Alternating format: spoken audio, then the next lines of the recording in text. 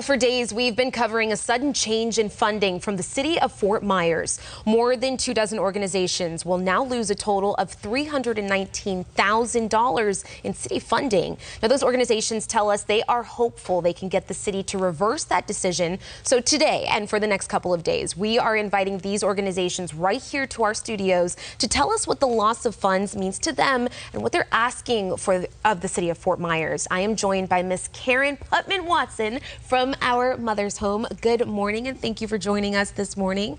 Now, talk to me a little bit about our Mother's Home. Now, we know that it's unique. You are focused on generational poverty, and you are focused on ending the cycle of foster care, and then you're focusing on teen moms. For people who don't know what you do, talk to us about what you do. So we've taken Teen Moms as a residential home for teen moms in foster care, breaking the cycle of abuse, neglect, and generational poverty, as you said. Moms come to us as early as age 12. We focus on their education, mental health, ensuring that they are getting the life skills and empowering them to heal the past and dream their future. Now, you said moms come to you as early as age 12. Yes. So this impact that you're having is crucial. Talk to me a little bit about how a funding cut could impact what you're doing. The funding cut will cause us to cut programming that we have.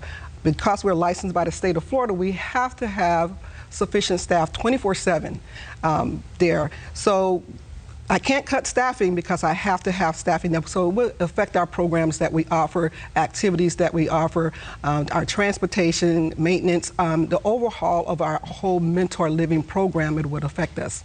Now, again, we saw with Quality Life Center when we spoke to them just a few minutes ago, and we know the same thing with our Mother's Home. You're resilient, and you're saying we are pushing back on the city to get funding because our program, our girls need this program. Talk to us a little bit about what your plan is for that. So we are planning to show up Monday night at City Hall and let them know exactly, why we need this funding.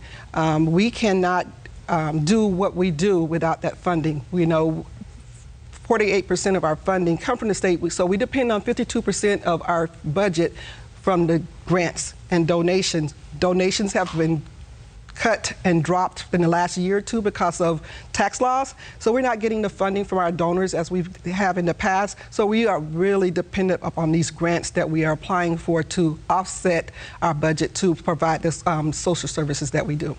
Wow, so you've seen a decrease of funding all around, yes, essentially. So if you'd like to get involved in cheering on our Mother's Home, there's an opportunity, as you mentioned, to go down to City Hall and show your support as well next week. Monday night. Monday night. Well, thank you for coming on and sharing what you do, and thank you for what you're doing in the community with girls as young as 12, supporting them through this next step in their life. Yes. Thank you, Ms. Karen. You're welcome.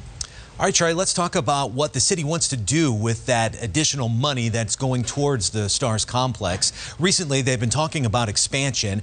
Now, it's going to cost the city a lot of money. In their proposed capital improvement budget, they earmarked $900,000 for this project. In all, the city plans to spend nearly $18.5 million to expand the Stars complex over the next 4 years. Now, the city hasn't said what that money will get, but back in May, the city asked people what they'd like to see added to the complex.